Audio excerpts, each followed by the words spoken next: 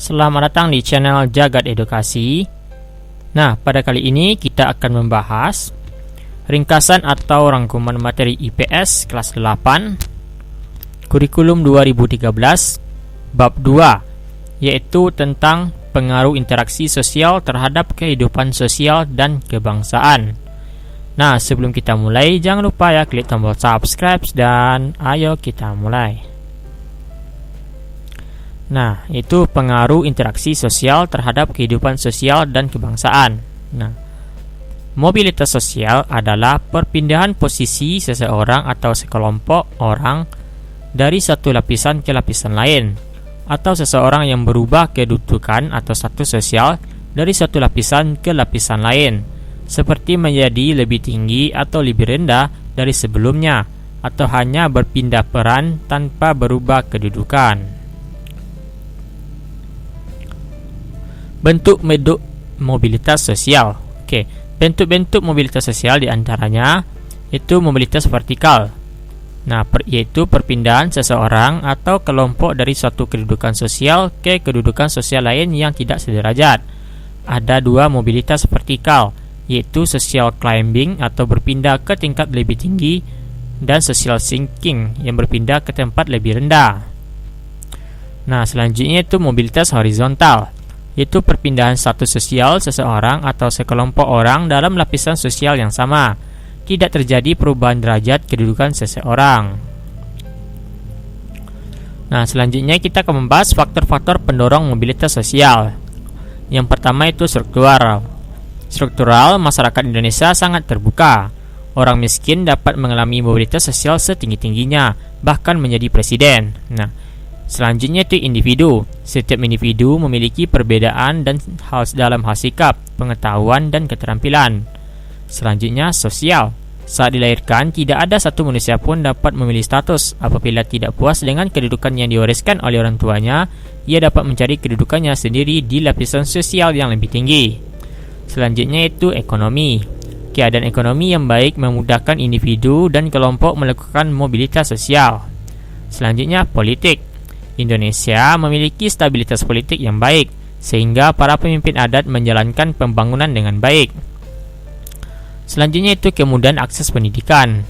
Pada zaman penjajahan, pendidikan sulit didapat bangsa Indonesia. Sebagian besar masyarakat tidak bisa membaca. Nah, selanjutnya itu kita akan membahas faktor-faktor penghambat mobilitas sosial. Oke, yang pertama itu kemiskinan. Nah, salah satu penyebab kemiskinan adalah pendidikan yang rendah, yang berpengaruh terhadap kualitas sumber daya manusia. Akibatnya tingkat kemudahan untuk mendapatkan pekerjaan terbatas. Selanjutnya itu diskriminasi.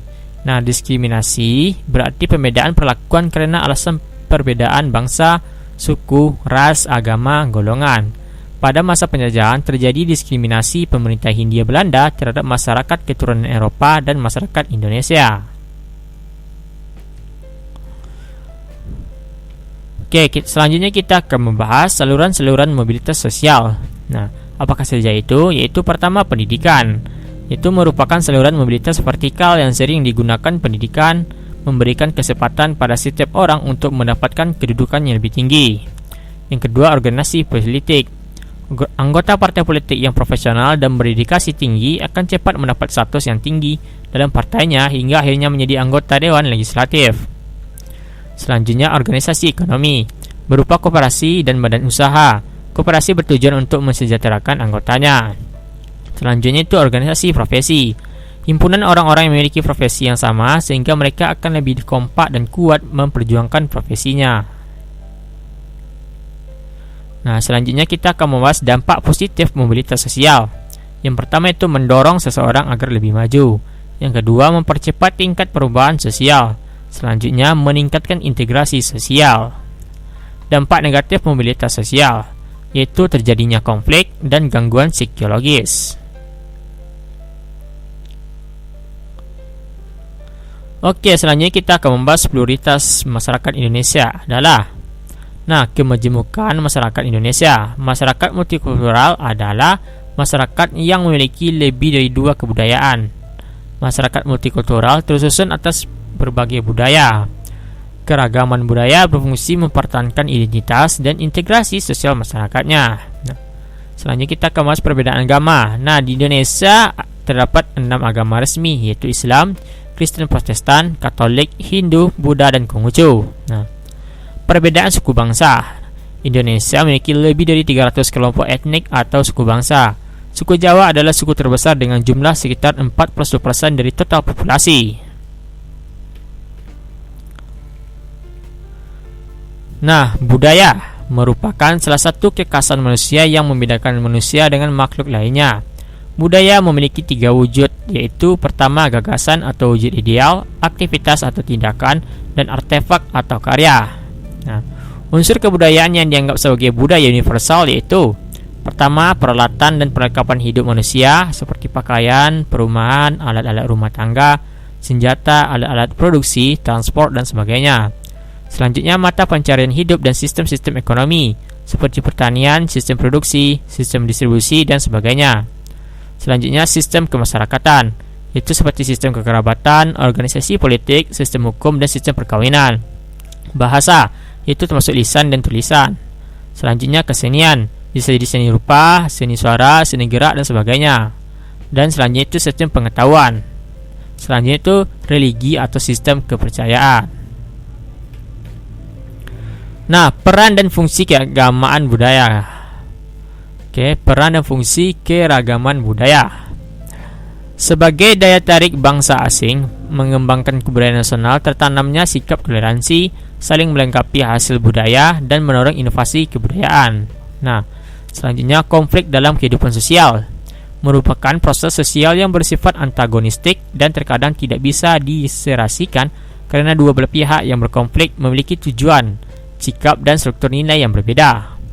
Akibat konflik sosial, yaitu meningkatnya soliditas sesama anggota kelompok, retanya hubungan antar individu atau kelompok, terjadinya perubahan kepribadian para individu, rusaknya harta benda, dan bahkan hilangnya nyawa manusia, terjadinya akomodasi, dominasi, bahkan penaklukan salah satu pihak yang terlibat dalam pertikaian.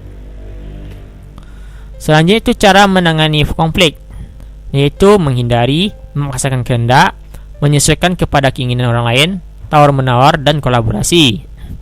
Integrasi sosial adalah proses penyesuaian unsur-unsur yang berbeda dalam masyarakat sehingga menjadi satu kesatuan.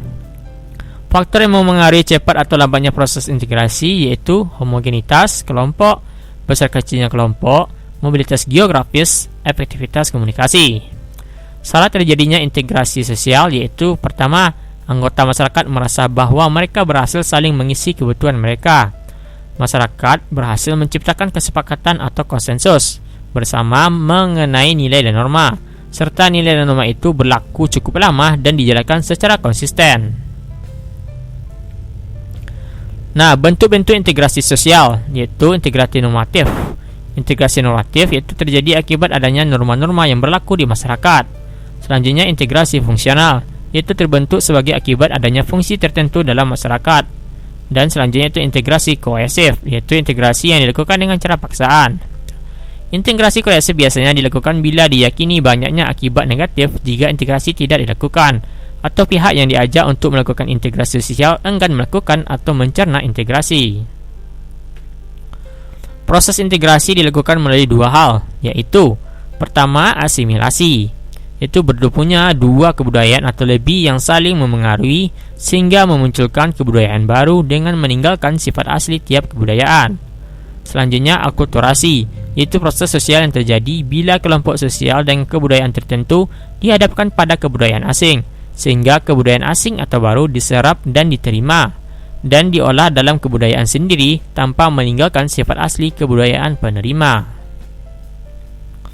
Faktor pendorong integrasi sosial yaitu pertama adanya toleransi terhadap kebudayaan yang berbeda, kesempatan yang seimbang dalam bidang ekonomi, adanya sikap positif terhadap kebudayaan lain, adanya sikap terbuka dari golongan yang berkuasa, adanya kesamaan dan unsur-unsur kebudayaan, adanya perkawinan campuran atau amalgamasi, dan adanya musuh bersama dari luar.